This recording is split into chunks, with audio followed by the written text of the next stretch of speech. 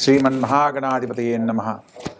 सदा निम्बवृक्षस्य मूलादिवासात् सुधास्राविणं तिक्तमप्यप्रियन्तं तरुं कल्पवृक्षादिकं साधयन्तं नमामीश्वरं सद्गुरुं साईनाथं। సాయినాథ పరబ్రహ్మణే నమః, విశ్వకర్మ పరబ్రహ్మణే నమః. ప్రస్తుత కాలంలో మనకు జాతకరీత్యా ఎన్నో రకాల సమస్యలు ఉన్నప్పటికీ పరిహారాలతో మనము మంచి జీవితాన్ని పొందుతూ ఉన్నాం. కానీ ప్రస్తుత కాలంలో ఈ 2025 సంవత్సరం సెప్టెంబరు 7వ తారీఖు నాడు గ్రహణం, చంద్రగ్రహణం ఏర్పడబోతుంది. ఈ యొక్క చంద్రగ్రహణము రాహువుకి సమీపంలో ఉండడం వల్ల రాహుగ్రస్త చంద్రగ్రహణంగా దీన్ని చెప్పడం జరుగుతుంది.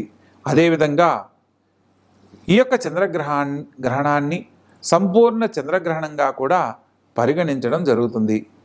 ఈ యొక్క సంపూర్ణ చంద్రగ్రహణం జరిగేటప్పుడు మనకు చంద్రుడు నిండు ఎరుపు వర్ణంలో కనబడుతూ దర్శనమిస్తాడు. కాబట్టి ఈ యొక్క గ్రహణాన్ని ఇంగ్లీష్లో బ్లడ్ మూన్ గ్రహణంగా కూడా పేర్కొనడం జరుగుతుంది. ప్రస్తుత కాలంలో మనం గ్రహణానికి సంబంధించి ఎందుకు చర్చించుకోవాలి అనే అంశాన్ని గురించి ఆలోచించినట్లయితే, మనకు జరిగిపోయిన కాలంలో గ్రహణ సమయంలో కొన్ని రకాల విపత్తులను మనం ఎదుర్కోవడం జరిగింది. అదేవిధంగా ఈ సంవత్సరం జరుగుతున్న చంద్రగ్రహణానికి సంబంధించి ఈ సంవత్సరంలో జరగబోయే విపత్తుల గురించి తెలుసుకునే అవకాశం కూడా ఉంటుంది. కాబట్టి ప్రతి ఒక్కరి జీవితంలో భగవద్ అనుగ్రహంతో ఆనందకరమైన జీవితాన్ని పొందాలి అనే ఒక సంకల్పంతో ఈ యొక్క కార్యక్రమం చేయడం జరుగుతుంది. ఈ యొక్క గ్రహణానికి సంబంధించి జరిగిపోయిన, అంటే గత కాలంలో జరిగిన చంద్రగ్రహణాలను కనుక మనం పరిశీలించినట్లయితే 2001 జనవరి 9 ప్రాంతంలో ఏర్పడిన చంద్రగ్రహణం వల్ల గుజరాత్లో భయంకరమైన ప్రకంపనల వల్ల అనేక భూ నష్టము, ధన నష్టము, జన నష్టం కలగడాన్ని మనం గమనించవచ్చు. అదేవిధంగా 2003లో ఇరాక్పై యుద్ధం జరగడము, తద్వారా కొంత భారతదేశంలో ఆర్థిక ద్రవ్యోల్బణానికి సంబంధించిన సమస్యలు ఎదుర్కోవడం లాంటివి జరిగింది. అదేవిధంగా 2007లో కామన్వెల్త్ సంబంధించిన గేమ్స్కి సంబంధించి కొన్ని చట్ట వ్యతిరేకమైన పనులు జరగడాన్ని మనం గమనించవచ్చు. 2010 డిసెంబర్ 21వ తారీఖున ఈ యొక్క విషయం జరగడాన్ని మనం గమనించవచ్చు. ప్రత్యేకంగా 2020లో మనందరికీ తెలిసి ఎంతోమంది ప్రాణ నష్టం జరిగిన COVID-19 రావడం కూడా 2020 జనవరి 10వ తారీఖున ఈ యొక్క గ్రహణం ఏర్పడడాన్ని గురించి మనం తెలుసుకున్నట్లయితే, గ్రహణ సమయంలో ఎన్నో రకాల విధ్వంసాలను మనం ఎదుర్కొన్నామన్న విషయాన్ని మనం గమనించవచ్చు. ప్రస్తుత కాలంలో కూడా ఈ యొక్క చంద్రుడు రాహుగ్రస్తమై గ్రహణ రూపంలో ఏర్పడడం ద్వారా ఈ గ్రహణానికి సంబంధించి అనేక మంది జలప్రలయంలో కొట్టుకుపోవడం, వర్షాలకు మరియు భూకంపాలకు సంబంధించిన విధ్వంసాలు ఎన్నో జరగడం లాంటివి మనం గమనించవచ్చు.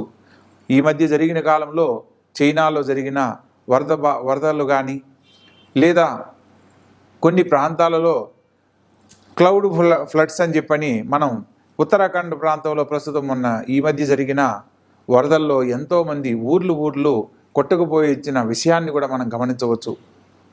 అలాగే ప్రతి ఒక్క రాసుల వారికి కూడా జాతకరీత్యా ఈ యొక్క గ్రహణ సమయంలో మనం చేసే పరిహారాల కారణంగా సమస్యలు ఎదుర్కొనకుండా భగవద్ అనుగ్రహంతో మనం పొందాలనుకున్న గొప్ప జీవితాన్ని పొందడానికి అవకాశం ఉంది. కాబట్టి ఆ విషయాలను ఒక్కొక్క రాశుల వారిగా వివరంగా తెలియజేస్తాను.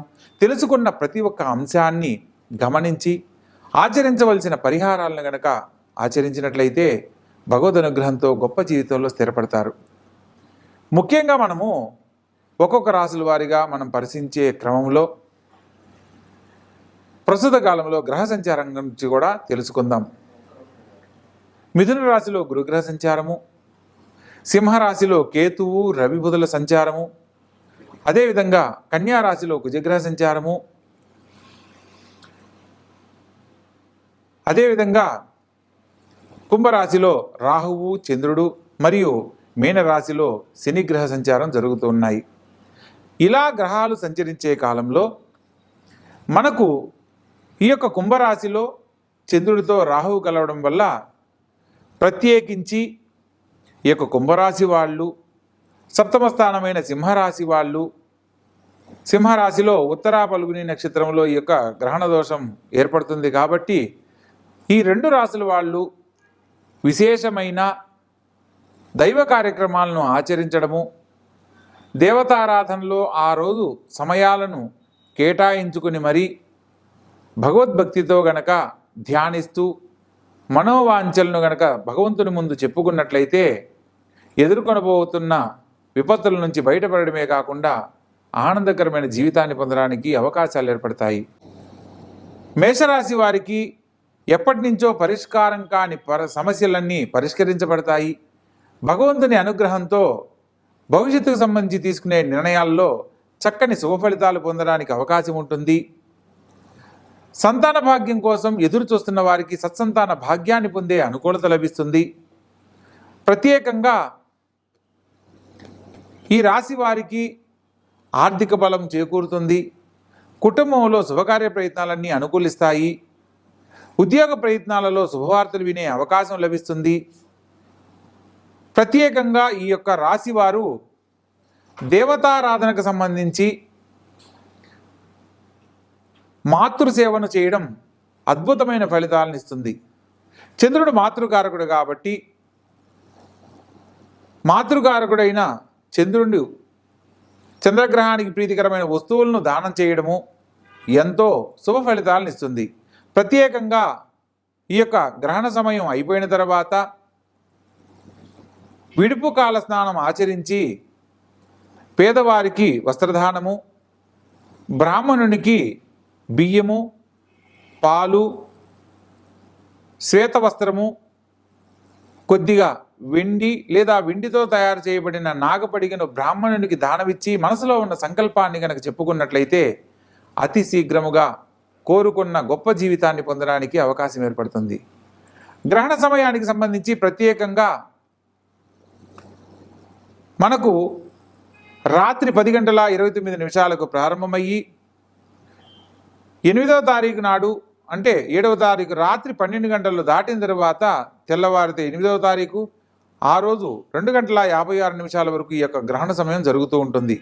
ప్రత్యేకంగా గ్రహణ సమయం మొత్తం 5:23 అయితే మనకు 3:23 గ్రహణ సమయాన్నిగా చెప్పుకోవచ్చు. అంటే ప్రారంభ కాలము, అంత్యకాలము, పట్టుకాలము, విడుపు కాలంలో మధ్యలో గ్రహణానికి సంబంధించి సంపూర్ణంగా పట్టే సమయం 1:48 ఉంటుంది. ఈ సమయాన్ని మొత్తం ఇలా లెక్కగట్టి మనము గ్రహణ ప్రారంభ కాలానికి ముందు సూతక కాలం కూడా నిర్ణయించబడుతుంది 9 గంటల ముందు. ఈ సూతక కాలాన్ని తప్పనిసరిగా ప్రతి ఒక్కరూ ఆచరించవలెను. ప్రత్యేకంగా ఈ యొక్క గ్రహణ సమయానికి సంబంధించి మనకు భారతదేశంలో మరియు ఆఫ్రికా ఖండంలో, ఆసియా ఖండంలో, ఆస్ట్రేలియాలో, అదేవిధంగా యూరప్లో ఈ యొక్క చంద్రగ్రహణం దర్శనమిస్తుంది కాబట్టి ప్రత్యేకంగా గ్రహణ సంబంధమైన నియమాలను తప్పనిసరిగా ఆచరించాలి. తద్వారా భవిష్యత్తుకు సంబంధించి తీసుకునే నిర్ణయాలలో చక్కని శుభ ఫలితాలు పొందే అనుకూలత లభిస్తుంది.